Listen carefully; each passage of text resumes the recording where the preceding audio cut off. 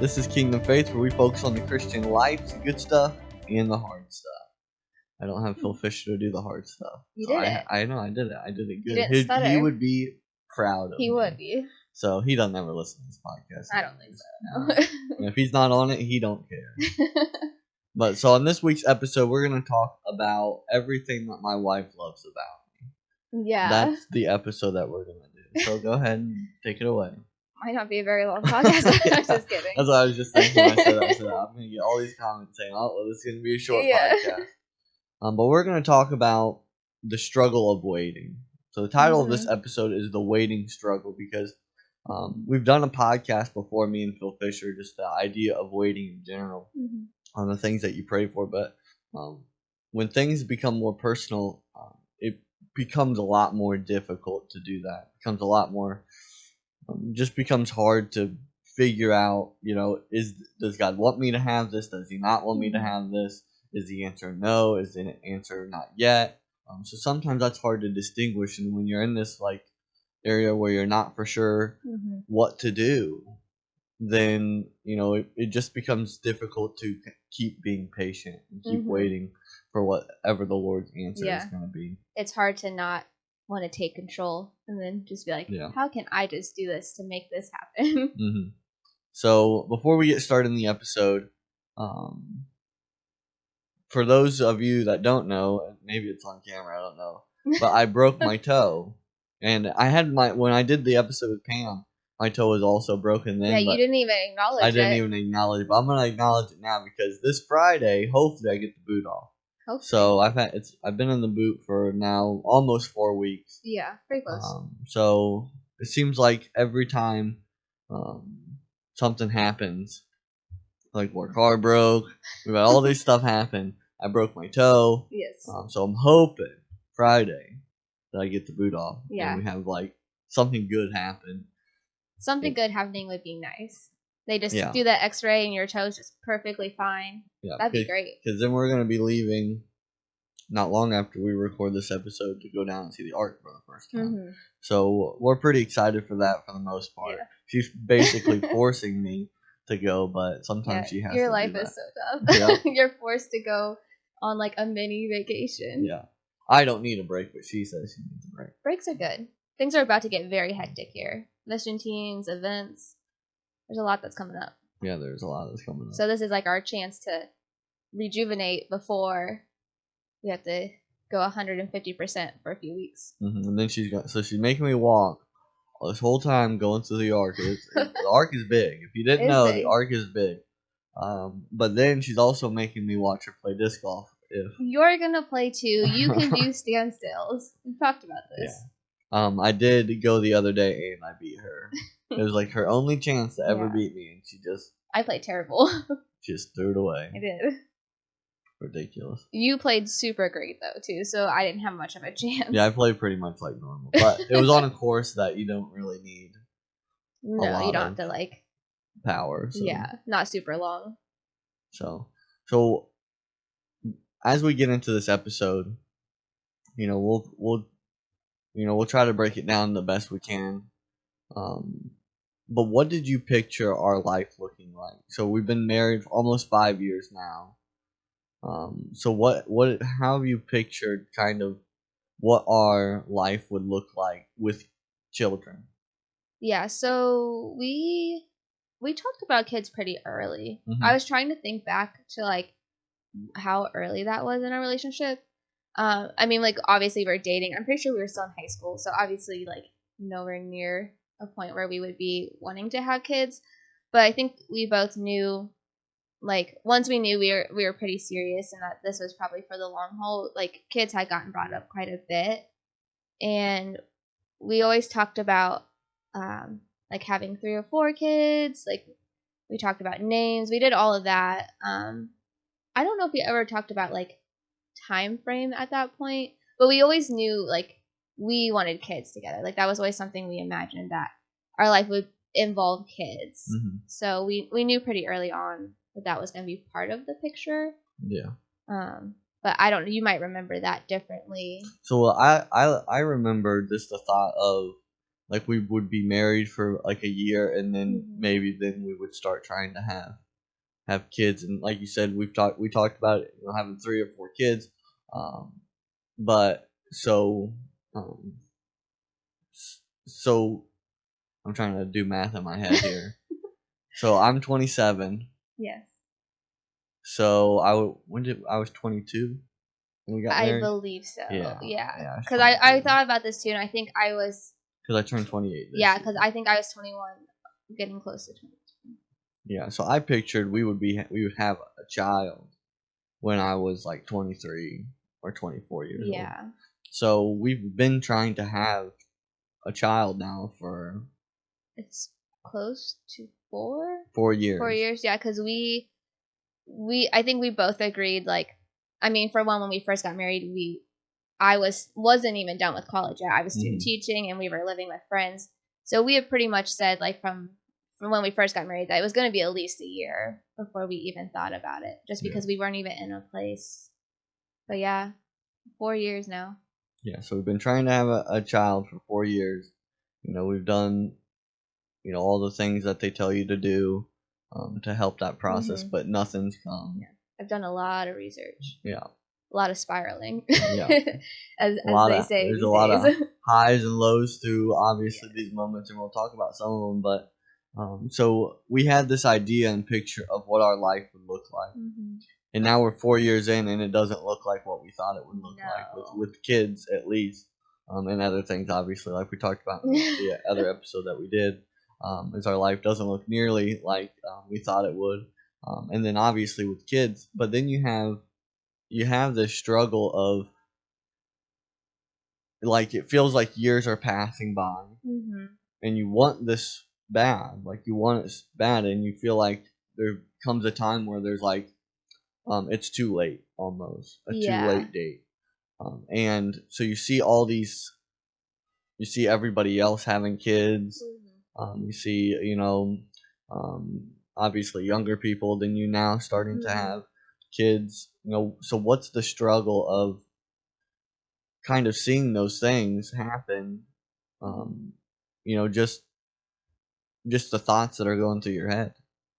Yeah, there's been a lot of different struggles, and I think it depends on a lot of other factors. Like, I think throughout the 4 years, like, definitely the struggles have shifted. But like you said, I think one of the biggest ones right now is sort of the idea of seeing people who are in relationships that are a lot younger than ours, or even people who are maybe not married and having kids, and just seeing other people kind of live out that dream that you have, or that thing, like the thing that you want, and like you're trying so hard for, and then like you see people and it's just like, seems like it's just like in a matter of seconds they're just like, oh, here we are, like, and it wasn't hard for them. And not say, like, I struggle because I think a lot of times I kind of paint this picture of what it's like, and honestly I don't know, like, it could have been hard for somebody, but to me on the outside I'm like, okay, we've been here for 4 years, and like, you've been married how long, and you're already having a kid. And not saying that there wasn't struggles, but to me I'm like,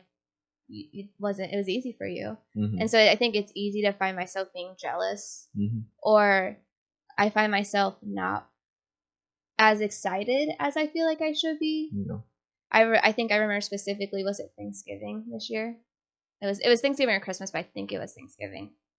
I literally broke down on the couch before going to a family gathering, which sounds ridiculous when I think about it, but just knowing that there was a lot of like people celebrating, especially during the holidays, and you have like all this good news coming out, and there was a lot of people within our family celebrating having kids, people online that just I know from being acquaintances, and like, it was hard because I kept thinking, okay, like, this is gonna be the time, and it never was. It never has been. But I remember looking at you and being like, hey, I need to talk to you really quick, and then just crying, and then crying more because I'm like, this is so ridiculous. Why am I crying? Yeah. Because like, I found myself feeling guilty at times for not being excited for other people because they have what I want. And then I feel like I it's like I don't want to be excited for them, and that's not a good place to be.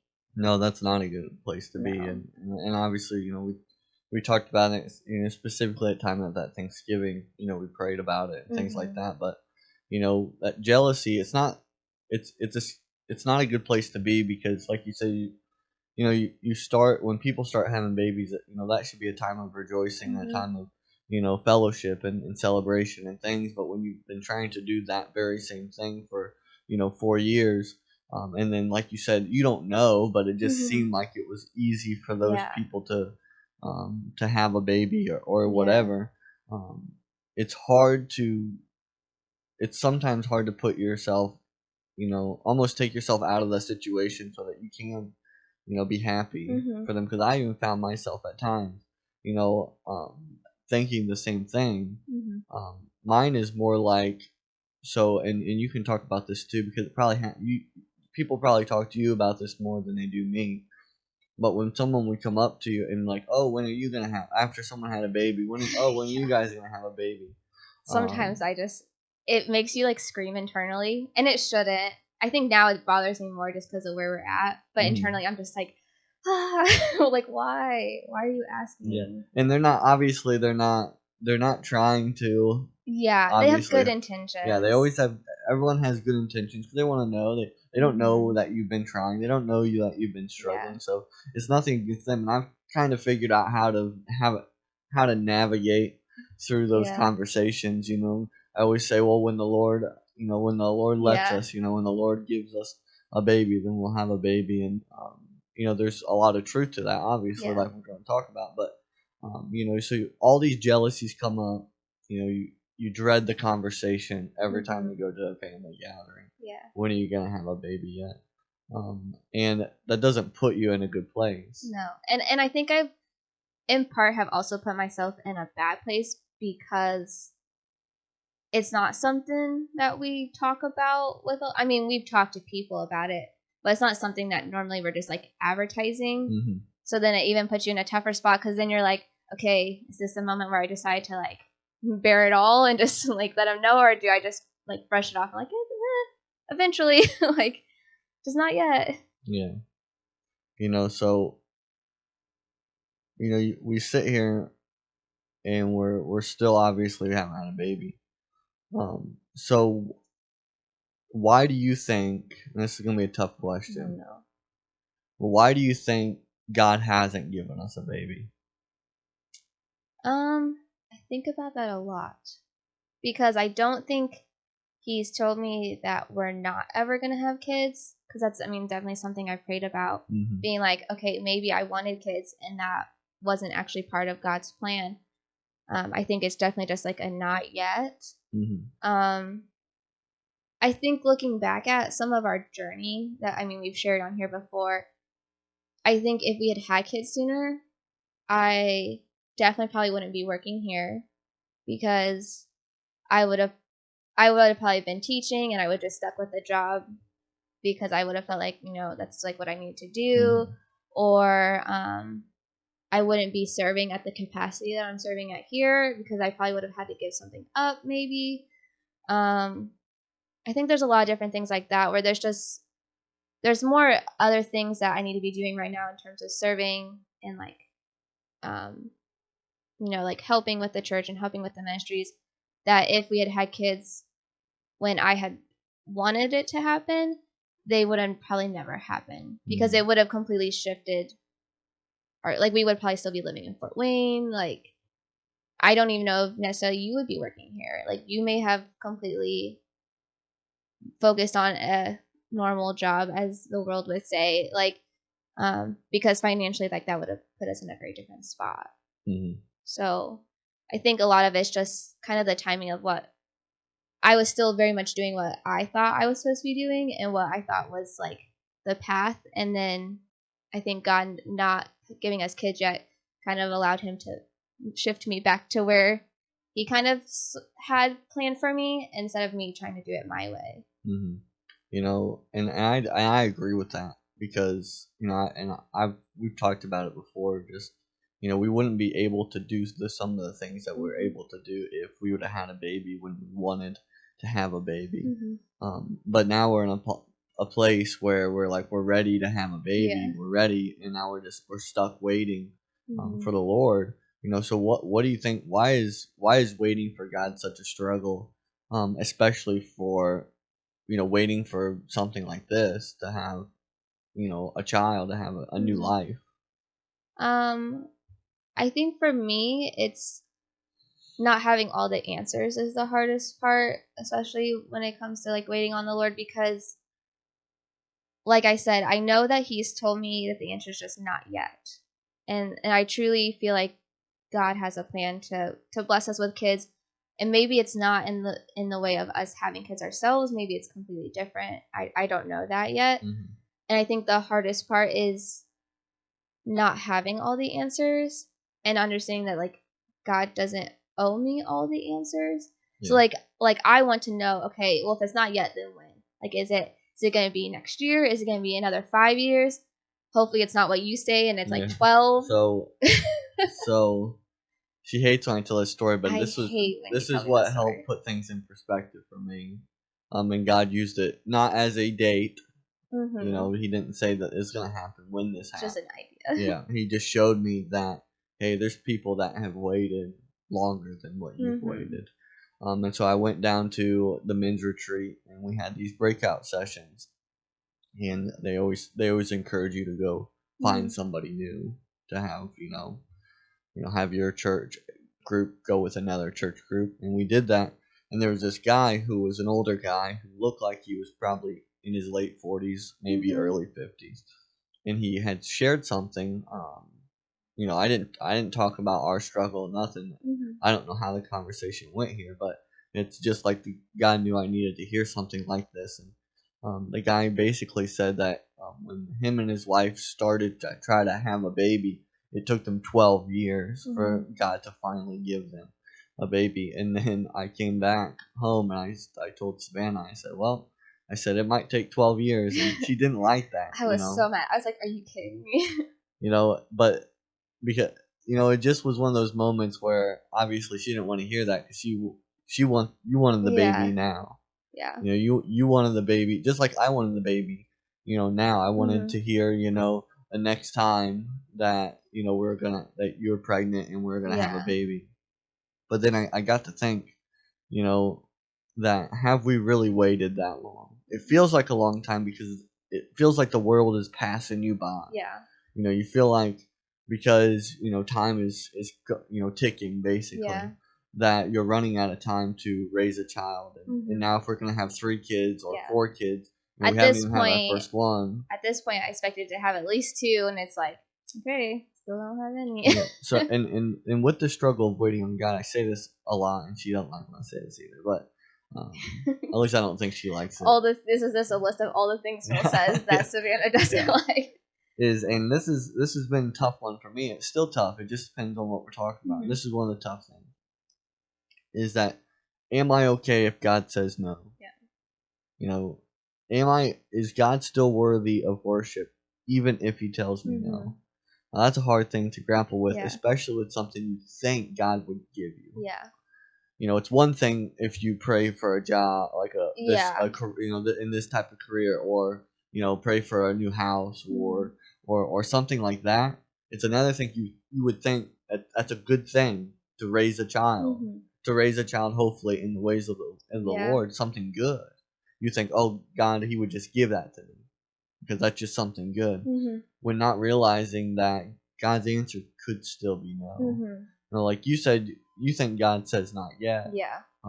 But I don't know if you know that, but I don't know if that's the answer. Yeah. And I don't think God has showed us that answer. Yeah. I don't think God has said no. It is gonna happen.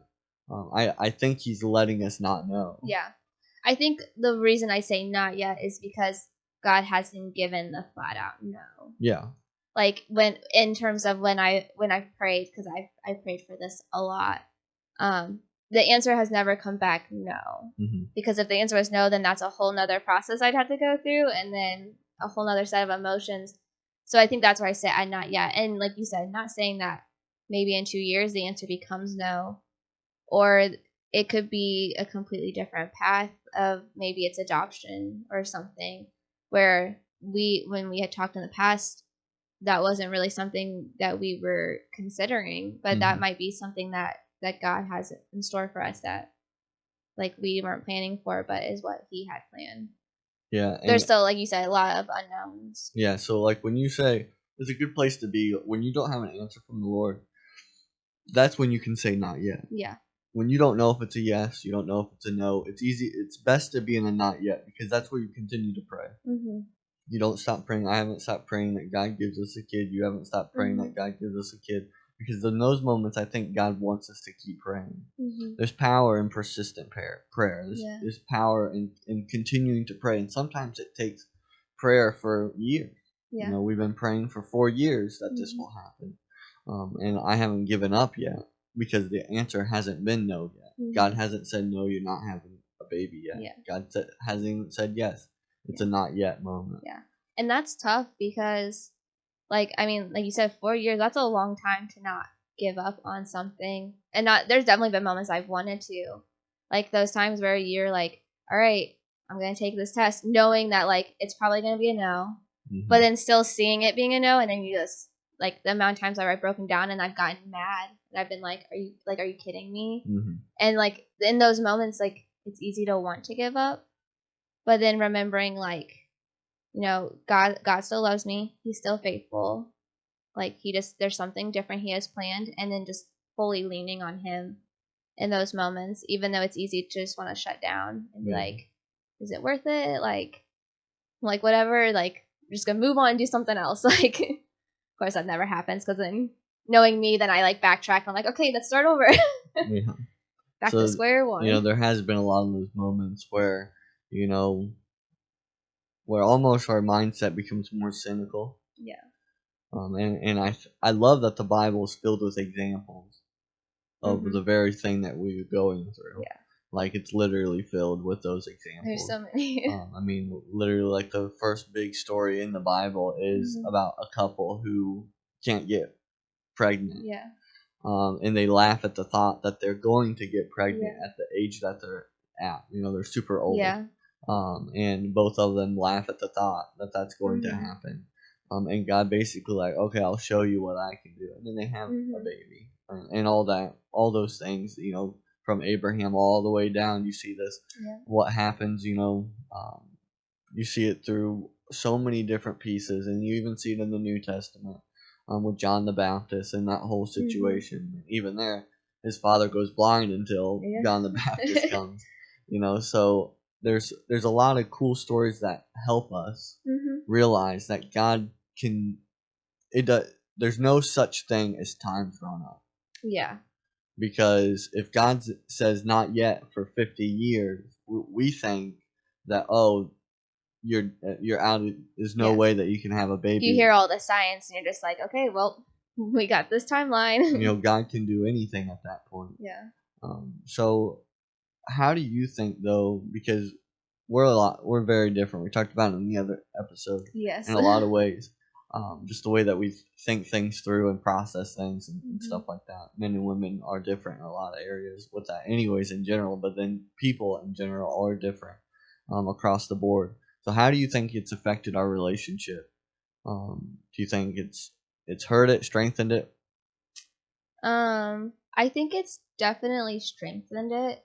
I think it's forced me to be a little more vulnerable. Because even now, 4 years into it, I will, when I know it's bothering me, I need, like, that Thanksgiving, I literally said, I didn't really want to talk to you about this, and I think it's forced me to be more vulnerable about how I'm feeling specifically, even if I know that you may not be in the same place. Yeah. Because there's been times where we've definitely been kind of on the same page, and we're, like, both feeling the same things at the same time. But oftentimes, we're both in very different sides of the process. And like, when one of us is doing really good, the other one is struggling. And so it's allowed me to come to you and just say, hey, like, I just need you to hear me out. I'm probably going to cry. Just, like, let it happen. And, like, kind of talk through those frustrations. So I think that's been good because we're still pretty young in our marriage. So there's outside of like this trial, there's not been too many. Like, I mean, there was the whole thing with your mom, but like those hard moments, like give us space to kind of go deeper, and just kind of bare your heart in a different way than like you normally would. Like it's easy to just be like, okay, I'm sad, and like that's it. But like, I mean, this is like full on. Here's every thought I've ever had, and here's my questions and my doubts, and like here are the things I've thought that I know are not good and are probably like sound awful, but like I'm gonna tell you anyways. And it's allowed us to then come together and kind of navigate it together more instead of just like sitting and doing it solo. Yeah, so. And I think sometimes it's probably because I'm a man, but you know, I process a lot of internally. Yeah. I mean, I know you do too, but yours at some point comes out. Yeah. You know, you come to me and you say, hey, we need to talk this through. Yeah. You know, we need to pray this through. Whatever you feel like you have to have. Where I do a lot of internal battle, and then I come to a point where it's either I'll sulk in it, and then realize that's dumb, and then I'll figure it out. Yeah. Or I'll just kind of push it to the side, like most men do, just throw it to the back and we'll deal with it later, type of thing. But so really, that moment with that guy at that conference or retreat was a turning point, because before that I struggled quite a bit internally. You know, with just like what you said. You know, all those things affected me just as much as it affected you. I just struggled with it internally. Yeah, and I know there was even points where I was like, it's not even bothering you, because I couldn't see it. I just be like, and you're completely fine with it, and I'm over here. Yeah. Even though that wasn't true. Yeah, and when that moment happened, I started to try to put things in perspective with this idea that is my life going to be that bad? If God says no, or God, tells me, in 12 years that's when you'll have a baby, am I still going to serve God at the capacity He wants me to serve Him? And if the answer is no, and I won't serve Him until He gives me a child, until He lets us have a child, then why would He let me have a child? Yeah. And I started to think about that. It's easy to start shaking our fist at God and being like, until you do something for me, then I'll serve you. I hear that all the time. Yeah. You see it in movies. Yeah. Literally. It's the kind of a comical thing is, Lord, help me find this one thing. And then in the background, you hear this guy say, oh, found it. And the person that was praying say, oh, never mind, Lord, we already found it, type of thing. And I think a lot of times we're similar in a lot of ways to this idea. We might not say it or think it all the way through this way, but we'll think this thing that if the Lord gives me what I want, then I'll serve Him. When most of the time, that God's not going to give you what you want till you start serving Him, till you start, believing and having faith that He'll come through in whatever way. If it says no, He'll still provide. If He says yes, He'll still provide.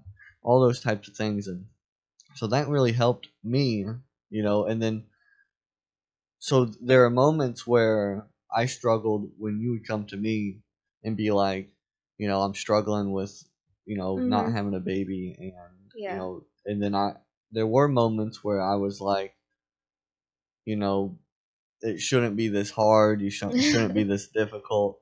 But you were in a lot different spot than I was. Yeah. I'm looking at it from a father's perspective. You're looking at it from a mother's perspective. So your internal battle is a lot different than mine. Yeah. With just seeing time pass. Yeah.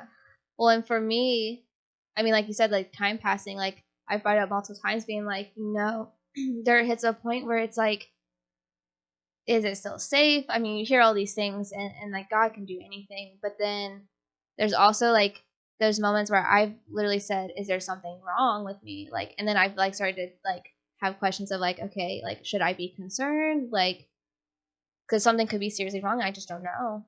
Like, and I've had those go through my head, and I'm very much like an overthinker. So it's like my mind's going to what's every worst case scenario ever out there, even though it could literally be nothing, and it could just be like it's just not time yet, you know. You know, so we haven't had a baby yet. It's been 4 years. How do we continue to work through this issue? You know, obviously we pray.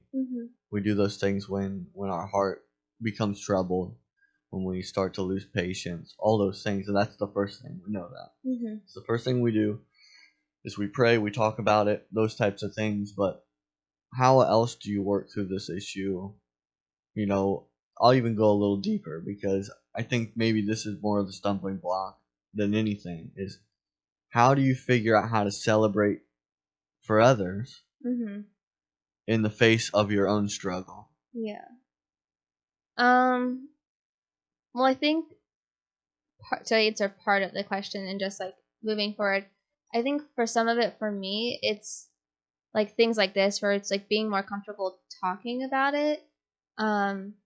Like it's probably been a year now. I started doing a Bible study with someone in the church who's also going through this.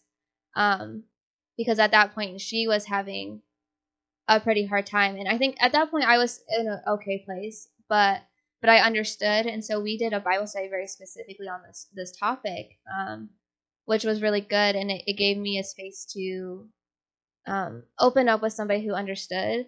But I think just being okay with telling more people, because I struggle with the idea that I don't want people to like pity me and be like, oh, I'm so sorry. But then at the same point, it's like I'm sitting here struggling and being like, why does no one know that I'm struggling? And I'm like, they wouldn't know, because obviously I've not told them. I guess they can maybe guess, but so I think that's part of it, is just being more okay with sharing this burden with other people, which is what the Bible tells us to do. Like obviously people can't also pray for us if they don't know what's going on. Not that they have to know everything, but like they don't know, like how can they pray also to help. But with celebrating for other people, that's a harder one. Still trying to figure that out. Because you want it to be genuine. So it's like I don't want to like pretend I'm just putting on this like face to be like, oh, I'm so excited, and then going home and being like, this is dumb, like, and then being harsh and stuff. It's definitely something that I still have to work through, and I think that just comes from spending more time in prayer and reading my Bible. And maybe it does come with being honest with those people too, of where I'm at, because it's not that I'm not excited for them. It's just hard because them having a kid is a blessing to me just as much as it's a blessing to them, because it's another child that like I'll get to spend time with. If it's family, it's another niece or nephew. So it's not that it's still not like a blessing for me, but it's hard to always think of it that way, if that makes sense. So the way that I see it, and I'm sure it happens for lots of different things, but it's one of those things that it's like it brings up bad memories. I think that's where the difficulty is. Yeah. You know, it's sometimes easy to forget about your struggle. Yeah. And then think you're good with it. Yeah. Think that, you know, because you've forgotten yeah. the struggle, you know, you've kind of put it back here because there's nothing to remind you of it. Yeah. You know, but those moments where you start getting reminded of it, those are the hardest moments to celebrate for others, or to be excited of certain things going on. Not only that, but anything. It's the same. It's just so when someone has a baby, that struggle comes back up. Yeah. Or you take a pregnancy test and it's negative, the struggle comes back up. And what I've noticed just in our relationship, those are the moments where we have to talk, we have to pray, because the struggle comes back up. Yeah. So it's not necessarily that we're good. Yeah. It's that maybe, which is sometimes a hard thing to realize, maybe we haven't dealt with the struggle. Yeah. We've just thrown the struggle back. Oh, 100%. And that obviously can be good for a moment, and you're dealing with it, and you're feeling good, like you said, when you're reading your Bible. You're talking specifically about when you did the. I noticed when you did the Bible study with Ashley and all those things that helped for sure. Because you're putting yourself, the struggle's still there, but then you're starting to deal with it. But when life gets busy, it's sometimes just easier to throw that struggle back. But then when those moments happen in life, like someone has a baby, or the pregnancy test says negative, and in other moments too, you see little ones come up and they're playing and they're having fun, and then you're thinking in the back, oh wow, that could have been us. That could be us right now if we had a baby when we wanted to. And that's hard. It definitely, like, there's definitely times where you've seen, or like I've seen stuff online where someone's posted something, even if I've already known, it's like, but then they make the official announcement, and I'll literally feel my heart like stop, and you're just like, ugh, and it's like, and it shouldn't feel that way, but you're just like, I could be posting that right now, like I could be doing that cute little photo session and being like, look, like yay, but then it's like you see it somebody else and you're like, oh man, and it's like, okay, and then I sit there and I'm like, okay, I need to like the photo, but it's like, but am I really happy? Like, am I really saying congratulations, or I'm just doing it because it's like, I know I'm supposed to. And then I feel guilty because then I'm like, oh man, like I shouldn't feel that way. Like you should, like you're supposed to rejoice with everybody else, like when they're having their good times. But it doesn't take away from like how you're feeling though either. I'm not gonna cry. Sounds like I'm gonna cry, but I'm not gonna cry. I've made it this far. But yeah. And I think it's important to remember that, like, it's okay to feel how you're feeling, even if it's like, even if someone else is happy, like you can still be happy for them, but also still feel sad about your situation. Like you can still be heartbroken, and it's okay, but you can still then rejoice alongside them, because what is happening for other people is still so good, and just remembering that. It just takes time. You're looking at me like you're giving me that look you give me when we're watching a movie and I'm getting ready to cry. You're giving me that look like, I'm not. Here she goes. It's okay to cry. That's what they tell me. It's okay to cry. It's okay to cry. But yeah, you know that? No, I do sometimes. Not over movies though. Not over movies. But I think that's the most difficult part. Because like I said, it's easy to throw it to the back, but life happens, and you can't run away from your struggle. No. You can't run away from your problem. And you're right. We're called to rejoice with those who rejoice, those who God's blessed. We ought to rejoice. But when we try to figure out how to rejoice with something that, like you said, it'd be one thing if the Lord told us no, and we could figure out what the Lord wants us to do from there. Or the Lord says, it's gonna happen in this many years. Like we know when it's gonna happen. Gives us the exact date. That'd be great. Then, that would obviously help. To be able to rejoice, but God's put us in a place to struggle. That's not good, and we wouldn't think God would do that, but God would do that. Because it puts you in the place where you have no better place than to trust the Lord. And this is a moment where you have to trust the Lord. If it's easy to get cynical, and we do at times. We do at times. There's been times where obviously we've been like, oh well, it's not gonna happen type thing. We got our fleshly nature. We're gonna do those things, but this is if it is a not yet moment, and God, it isn't a no moment, and God gives us a baby 12 more years. It takes 12 years. You gotta stop saying that. It takes 12 years. Think about how glorious and how precious of a moment that would be.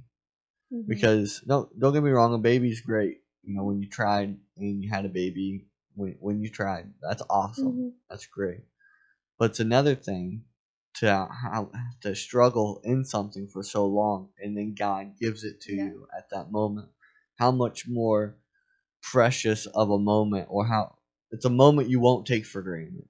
Oh yeah. It's a moment that you'll rejoice and you'll praise the Lord for every day because you've wanted it so long. I know that if it's God's will and when that day comes, like, it's going to be so much greater than if it had just happened the first time or right when we had wanted it.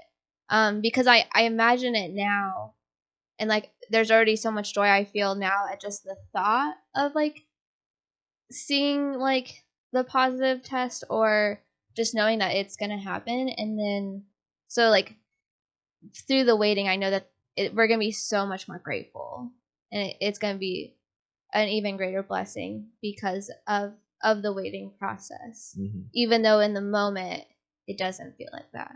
Yeah. So where do you think your heart is now? I think I feel like it almost changes daily, but I think right now I'm in a pretty good space. Like I mean, it doesn't mean I still don't want kids sooner. Like if I could just like get that answer right away, I think I would still like want it right now. But I think I'm in a good place where God has placed us. I know that like we have been blessed in so many other ways, just through like the experiences we've gotten to have, the trips we have planned this year. Like there's so many things that we've gotten to experience that like probably wouldn't have been the case if we had kids, or would have been very different. And so right now I think I'm in a good spot. I think my heart is more content with where we're at right now.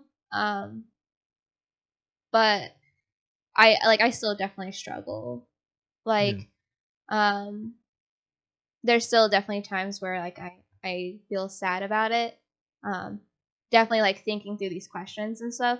It brought up more of those emotions or just thoughts that I've had throughout like the last few years. And like I'm sure like in like another month you ask me, I'll probably be like devastated. But like right now I feel like in a good spot because God has blessed us. And I think just remembering that and praising him for that has helped, because just because he hasn't done this thing that I've asked, he's done so much more that I haven't asked for.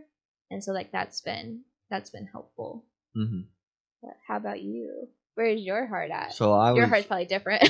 No, it's very much the same in a lot of ways. I would say that I'm pretty content. Like I said, when like that, God had given me that moment obviously for a purpose. You know, like you said, it does change depending on the day sometimes. But for the most part, I would say I've been pretty content since that moment.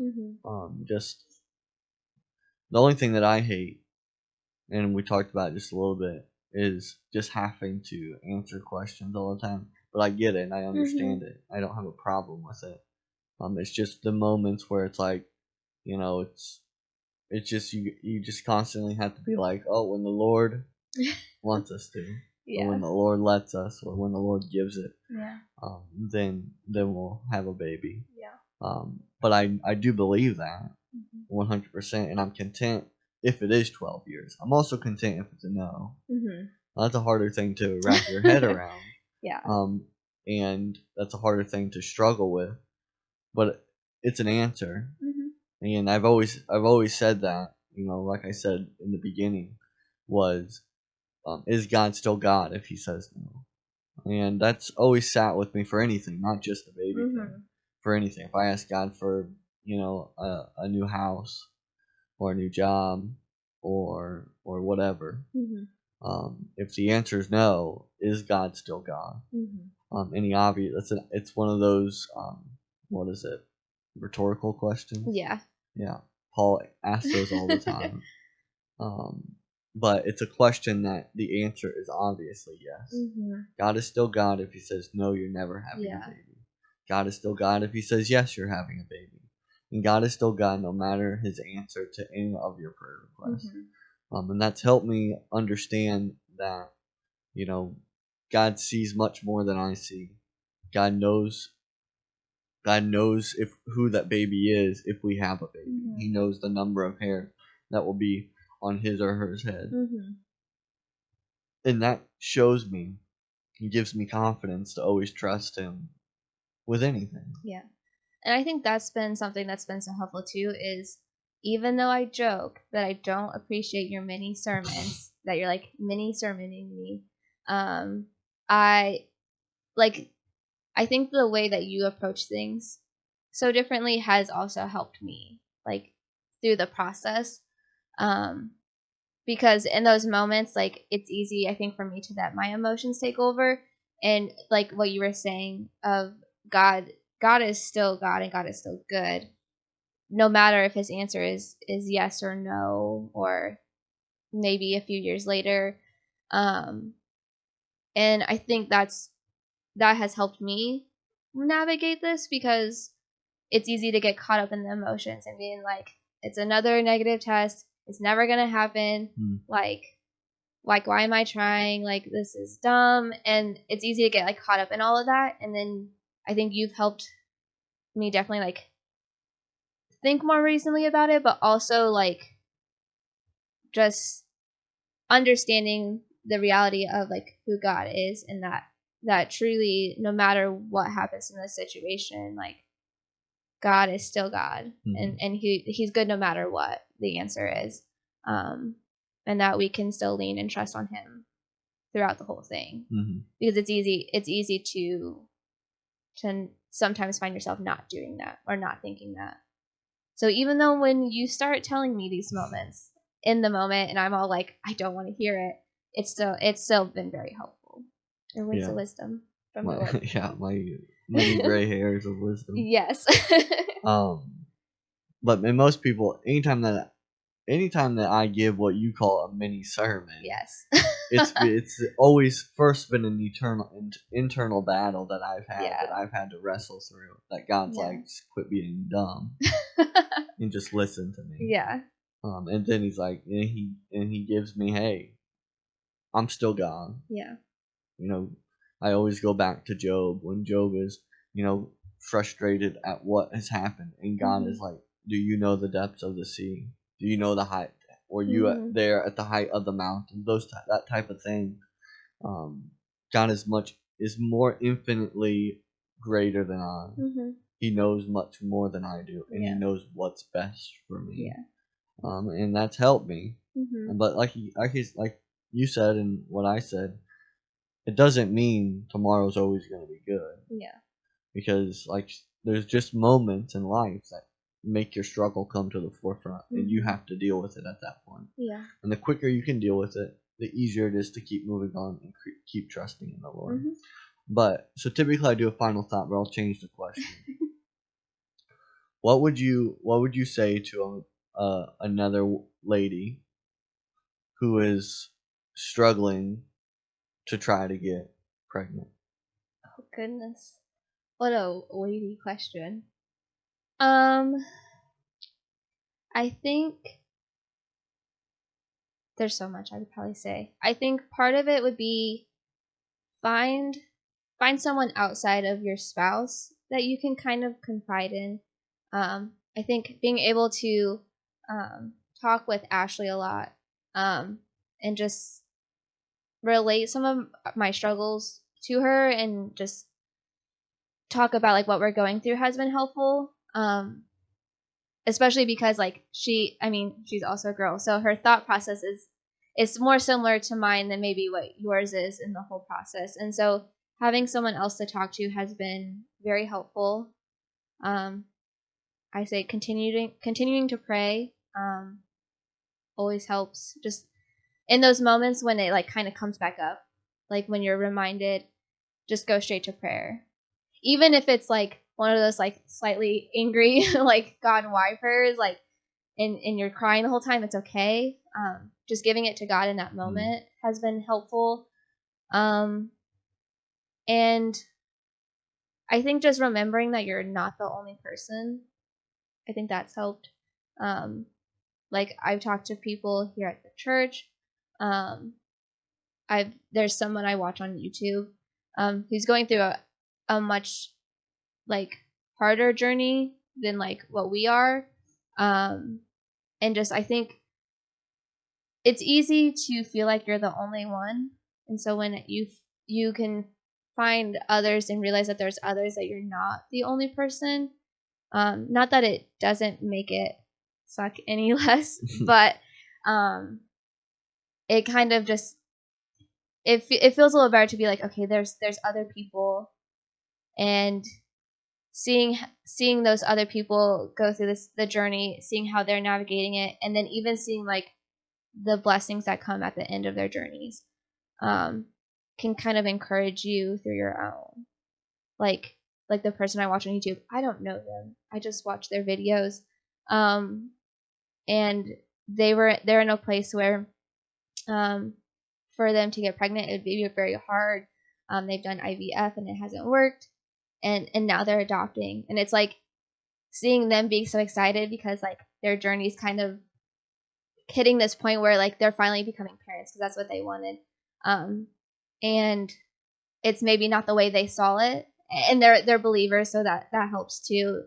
But like it's not how they imagined it, but like God has given them this opportunity to be parents through adoption, and seeing their excitement and joy through that blessing gives you a little bit of encouragement to like be like, okay, like times could be hard now, but like there's good that's gonna come. Like it might look different than this person or that person, but like there's still good that's gonna come. So I think things like that. But definitely just like praying and giving it to God too. Yeah. Like you can't do it by yourself. Mm-hmm. So if you try to do it all alone, like you're gonna struggle. It's gonna be harder. So having others and having God makes the journey slightly easier. Not easy, but slightly easier. Mm-hmm. But yeah. Well, are you gonna give some advice to a guy? Nope. I gave my advice. Remember, it's not just. No, all I would say is exactly what I've already said. Oh, yeah. It's exactly what a man would say. No, I would just say, be there for your wife. Yeah. You know, because, not that guys don't have it hard, or not, struggling too, because they do. Yeah. But also know your wife probably is struggling maybe a little bit more than you. Mm-hmm.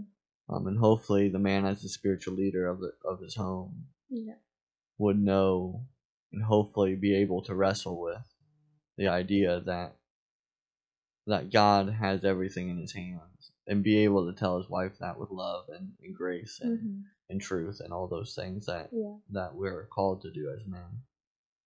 So that's all I would say. But I would say just talk to your wife. Be honest with her. If you're struggling to pray, ask the Lord and talk to your wife, because more than likely, if you're struggling, your wife's already been struggling, specifically with not having a baby. Yeah. So that's all I would say there. But so that concludes our episode for this week. If you know somebody who's struggling with this and you want to share this episode, you can do that. If you have any comments or questions, you can comment down below, or you can email us at kingdomfaith2001@gmail.com. And thank you for listening to Kingdom Faith.